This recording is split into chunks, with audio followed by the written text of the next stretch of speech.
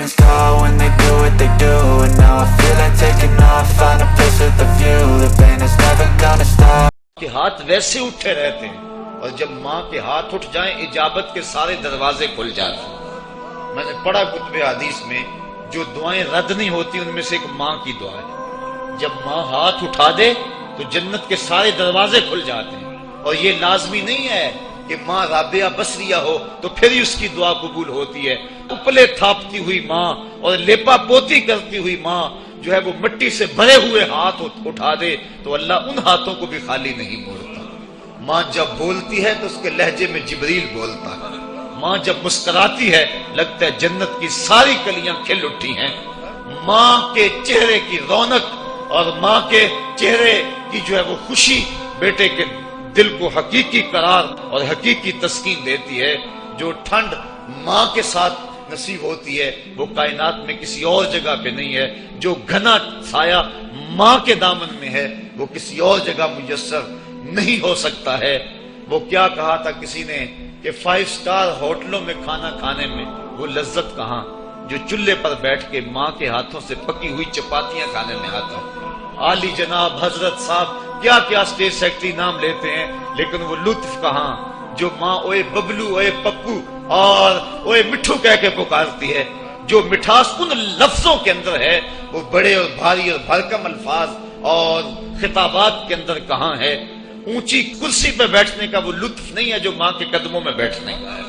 اللہ نے ماں کے روپ کے اندر ایک محبت اور ایک الفتوں کا ایک ایسا دریا دیا ہے کہ جس کے اندر انسان جب جاتا ہے تو اس کے دکھوں کے سارے میل دھل جاتے ہیں اور وہ بالکل آسودہ ہو جاتا ہے. یہ ماں کا روپ ہے, یہ ماں کا پیار ہے. تو ماں کا بچھڑ جانا, اس دنیا سے چلے جانا, یہ ایسے ہی ہوتا ہے جس طرح کوئی بندہ گھنے سائے میں کھڑا ہو تو اچانک اس کو دھوپ میں کھڑا کر دیا جائے, پھر اسے پتا چلتا ہے کہ کتنا گھنا سایہ تھا. جس طرح درخت ساری دھوپ اپنے اوپر سہتا ہے اور جو اپنے نیچے کھڑا ہو اس کو ٹھنڈک دیتا ہے, اسی طرح ماں باپ سارے دکھ اپنے اوپر سہتے ہیں لیکن اپنی اولاد کو ٹھنڈک پہنچاتے ہیں. ماں باپ کے اس دنیا سے چلے جانے کے بعد پتا چلتا ہے کہ میں کتنی گھنی چھاؤں سے کس کڑاکے دار دھوپ میں آ گیا ہوں اور میری زندگی کے اندر کتنے دکھوں کا زہر گل رہا ہے. جو زہر پہلے ماں ہمارے قریب نہیں آنے دیتی تھی, جو باپ ہمارے قریب نہیں آنے دیتا تھا, وہ اپنی باہوں میں اور اپنے سینے میں ان غموں اور دکھوں کو سمیٹ لیا کرتے تھے. تو ماں باپ کا اس دنیا سے چلے جانا یہ ایک ایسی محرومی ہے. میں اور آپ تو حیثیت ہی بلا کیا رکھتے ہیں, میرے اور آپ کے آقا و مولا نے بھی اس رشتے کی کمی کا احساس فرمایا.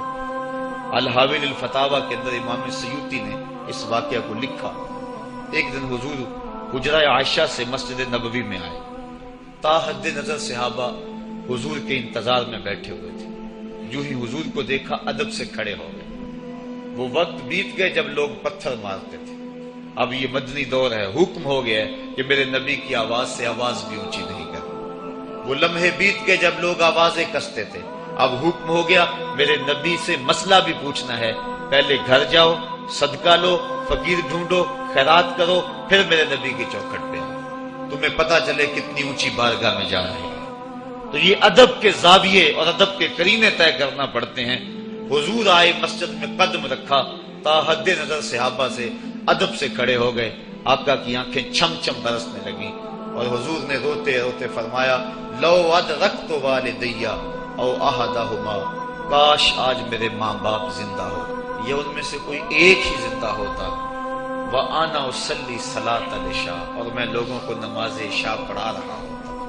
انسان نے دکھوں کا دور دیکھا ہو, بعد میں اللہ خوشحالیاں دے دے تو انسان اس بات کی ضرور آرزو کرتا ہے کہ میرے ماں باپ نے میرے دکھوں کا دور دیکھا, کاش آج میرے سر پہ عزتوں کی سجی ہوئی دستار بھی دیکھتے, آج مجھے وقار کی مسند پہ بیٹھا ہوا بھی دیکھتے, آج میرے گھر میں بچوں کا کھیلنا بھی دیکھتے, آج میرے آنگن کی بہار بھی دیکھتے, آج دولت کی ریل پیل بھی دیکھتے, آج عزتوں کا ظرف جو مجھے نصیب ہوا ہے وہ بھی ماں باپ ملاحظہ کرتے, آج میرے وقار اور میرے عہدہ و منصب کو بھی دیکھتے, معاشرے میں میرے مرتبہ و مقام کو بھی دیکھتے, تو کتنے خوش ہوتے. جب اللہ کسی کو دولت دیتا ہے, عزت دیتا ہے, شہرت دیتا ہے, تو جلنے والوں کی ایک طویل فہرست ہوتی ہے. اور پیار کرنے والے بڑے تھوڑے ہوتے ہیں، لیکن ماں باپ بے لوث محبت کرنے والے ہوتے ہیں۔ تو انسان جب کسی ایسے مرحلے پہ پہنچتا ہے تو وہ ضرور یہ آرزو کرتا ہے کاش آج میرے ماں باپ ہوتے تو وہ دیکھتے تو کتنا خوش ہوتے، ان کی آنکھیں کتنی ٹھنڈی ہوتی، ان کے دل کو کتنی تسکین پہنچتی مجھے اس مرتبے پہ پہنچا ہوا دیکھ کر۔ ظاہر ہے جب حضور پیدا ہوئے تو باپ کا سایہ سر پہ نہیں تھا، 6 سال کی عمر تھی، حضور اپنی ماں کے ساتھ مدینہ شریف گئے ہوئے تھے۔ واپسی پر ابوا کی ریت کے ٹیلے ہیں، سیدہ آمنہ کو سخت بخار ہو گیا اور انہیں سمجھا کہ یہ میرا بخار اب جان لیوا ثابت ہوگا۔ انہوں نے ام ایمن کو بلایا اور کہا میرے اس بیٹے کو بحفاظت امیر قریش عبد المطلب تک پہنچا دینا۔ پھر حضور کو سامنے بٹھایا، سر پہ ہاتھ رکھا۔ جب سیدہ آمنہ نے اپنے بیٹے کے سر پہ ہاتھ رکھا، بیوہ ماں کا ہاتھ جب اپنے یتیم بچے کے سر پہ آیا تو ابوا کی ریت کے ذرے بھی رونے لگے۔ سیدہ آمنہ کچھ کہنا چاہتی تھی لیکن ضبط کے بندھن ٹوٹ گئے، آنکھوں سے سیلاب اشک جاری ہو گیا، تو جو کہنا چاہ رہی تھی اس میں چند جملے ادا کیے جو ابن حشام نے محفوظ کیے۔ سیدہ آمنہ نے کہا بیٹا ہر نئی چیز نے پرانی ہو جانا ہے، ہر باقی نے فنا ہو جانا ہے، میں بھی جا رہی ہوں، بس ذکر باقن و ولد تو تہرا، لیکن میرا ذکر نہیں مٹے گا، میں تیرے جیسا ستھرا بیٹا چھوڑ کے جا رہی ہوں۔ جن ماؤں کے بیٹے اتنے اچھے ہوں ان ماؤں کا ذکر نہیں مٹا کرتا۔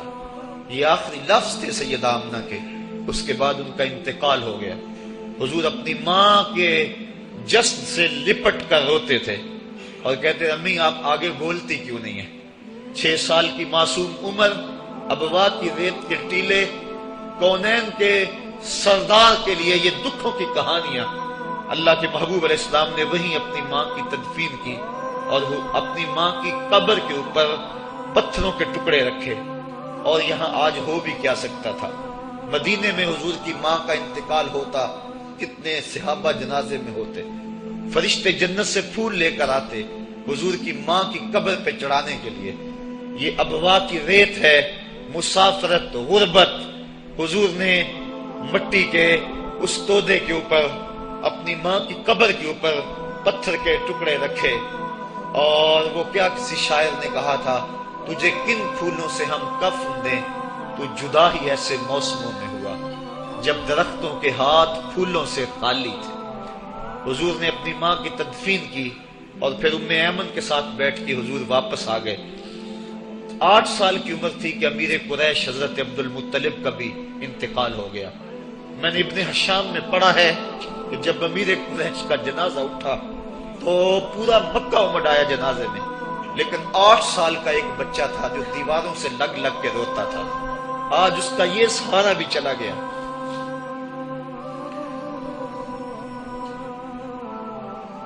8 سال کی عمر میں حضرت عبد المطلب کا بھی انتقال ہوا۔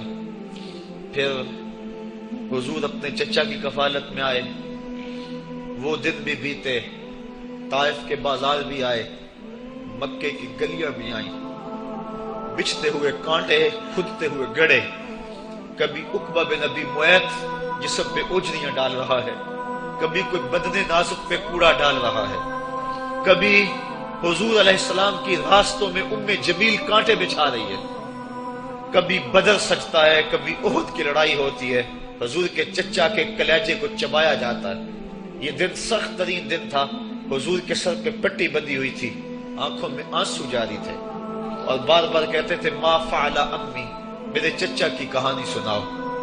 تو بڑے مشکل اور زہرہ گداز حالات پیش آئے، لیکن آج حضور حجرہ عائشہ سے نکلے، تا حد نظر صحابہ ادب سے کھڑے ہو گئے، آقا کی نظر پلٹ کے پیچھے چلی گئی، ابوا میں جا کے رکی اور میرے آقا کی آنکھوں سے آنسو ٹپکنے لگے اور فرمایا کاش آج میری ماں زندہ ہوتی، وَأَنَا أُصَلِّي صَلَاةَ الْعِشَاءِ، اور میں لوگوں کو نماز عشاء پڑھا رہا ہوتا، وَأَقْرَأُ فِيهَا بِفَاتِحَةِ الْكِتَابِ، اور اس میں سورہ فاتحہ کی تلاوت کر رہا ہوتا، پھر میری ماں کو میرے ساتھ کوئی کام یاد آ جائے، وہ دروازے پر آتی، چلمن سرکاتی اور اپنے میٹھے اور مدبر لہجے میں مجھے بیٹا محمد کہہ کے آواز دیتی، فرمائے لوگوں میں اپنی نماز کو چھوڑ کے پہلے ماں کی بات کو سنو۔ یہ دنیا کے سامنے اپنی ماں کی ضرورت اور اہمیت کو حضور نے رکھا، تو ماں کا بچھڑ جانا ماں کا اس دنیا سے چلے جانا یہ بہت بڑا سانحہ ہوتا ہے. تو اس موقع کے اوپر پسماندگان کی ڈھارس منانے کے لیے، ان سے تعزیت کرنے کے لیے، اظہار محبت کرنے کے لیے ہمارا یہاں آنا یہ دوسرا مقصد ہے اس تقریب کے منعقد کرنے کا. اللہ تعالیٰ جل شانہ نے ایسا رشتہ ماں کی صورت میں پیدا کیا ہے. جنت کی چھاؤں کا دنیا کے اوپر روپ ہے ماں کی ذات. جنت کی گھنی چھاں ہے ماں کا وجود. اور اللہ نے اپنی رحمتوں کو اگر کوئی صورت دی ہے تو وہ ماں کا روپ ہے. اور ماں کے سینے میں وہ تڑپتی ہوئی ممتا اور محبت کے وہ پگھلتے ہوئے جذبات رکھے گئے ہیں کہ دنیا پر ماں کے پیار کا بدل نہیں ہے. میں کہا کرتا ہوں آج کوئی شے بھی خریدنے نکلیں تو آپ وثوق سے نہیں کہہ سکتے یہ خالص ہے. ہر شے 2 نمبر دستیاب ہے، ہر شے میں ملاوٹ ہے، لیکن ایک چیز آج بھی ملاوٹ سے پاک ہے اور وہ ماں کا پیار ہے.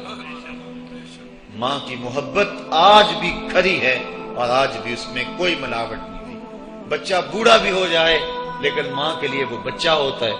ماں کی دعائیں اسی طرح اس کے لیے ہوتی ہیں اور بچہ آغوش مادر میں آ کر پھر طفل سادہ رہ جاتا ہے. یہ ماں کا پیار اور ماں کی محبتیں. ایک شاعر نے ماں کی محبت کا نقشہ کھینچتے ہوئے کیا خوبصورت بات کہی. وہ کہتا ہے مدت ہوئی میری ماں نہیں سوئی تابش، میں نے ایک بار کہا تھا مجھے رات کو ڈر لگتا ہے. کہا سحری کے وقت میں نے ایک بار اٹھ کے رات کو چونک کر کہا تھا مجھے رات کو ڈر لگتا ہے. مدت ہو گئی اس بات کو، یہ قصہ پرانا ہو گیا ہوا ہے، مجھے بھی بھول گیا ہوا ہے، لیکن میری ماں رات کو نہیں سوتی، میرے بیٹے کو کہیں ڈر نہ لگ رہا. یہ ماں کے پیار کا روپ ہے. علامہ اقبال جب ان کی والدہ انتقال کر گئیں تو وہ دیار غیر میں تھے، تو اس وقت انہوں نے ایک طویل مرثیہ لکھا اپنی ماں کی یاد میں، جو آج بھی کلیات اقبال اردو مجموعہ میں ہے، جس کا عنوان ہے والدہ مرحومہ کی یاد میں. اس کے اندر لکھتے ہیں آہ اب وطن میں ہوگا کس کو میرا انتظار، آہ وطن میں ہوگا اب کس کو میرا انتظار، کون میرا خط نہ آنے سے رہے گا بے قرار، آرزو لے کر تیری خاک مرکت پہ آؤں گا، اب دعائے نیم شب میں کس کو میں یاد آؤں گا. کون پچھلے پہر اٹھ کے دعا کرے گا. ہر ایک سے کہنا پڑتا نا جناب دعا کرنا، مولوی صاحب سے بھی عرض کرنا پڑتا حضور دعا میں یاد رکھنا، پیر صاحب سے گزارش کرنا پڑتی ہے جناب مجھے دودھ راتوں میں اور چاندنی راتوں میں مجھے یاد رکھنا.